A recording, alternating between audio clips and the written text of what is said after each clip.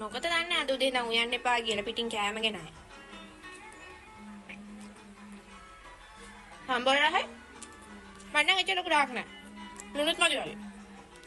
බ්‍රාහ්ම උදේ ඉඳන් මොනාරි හදලා දුන්න ඉතින් ඒක රහ නෑ. පිට මිනිස්සුකින් ගන්න දේ තමයි රහ. උනට අගයන් නෑ. අපි කරනවා වැඩි වෙලා.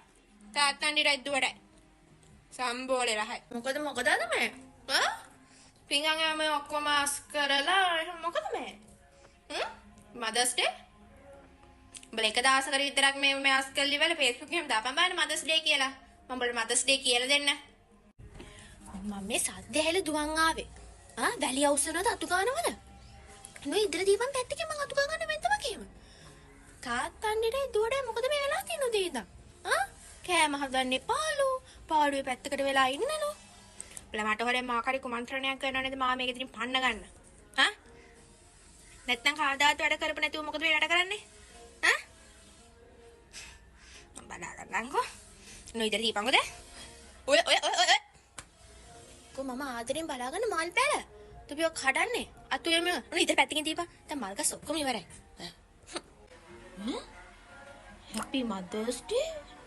මගේ ආදරණීය අම්මේ ඔයා මං වෙනුවෙන් කරපු හැම දෙයකටම ස්තුතියි. මතු බවෙත් ඔයා මගේ මම්ම වෙන්න. මෙහානේ මොකද්ද බබේ දාලා තින්නේ? Mother's Day කියලා. මේක දවසකට විතරයි කිව්වලා අම්මා ගැන කවි ගීලියලා දැම්මම හරි හොඳයි. අනික 365 දවසෙම කරන්න යලා මේ පුටුවරට වෙලා මේ ෆෝන් එක බොබින් එක. ඉදලා කරමු කිසිම දෙයක් අහු වෙන්නේ නැහැ. එක දවසකට වැඩපල් ටික කළා මේ මතු බවේ. මේ බවේ හොඳටම ඇති. මතු බවේ. මගේ මතු ආත්මත් කන්න හදනවා. එක දවසකට විතර. මොකද දැන් ඔය වෙලා තින්නේ? තාත්තා දුව හැමලේ මොන ගාන්නේ මම එනකොට? හයි දැන් මම මේ පවුල කෙනෙක් නෙවෙයිද? මං එනකොට කතාව නවත්ත ගන්න.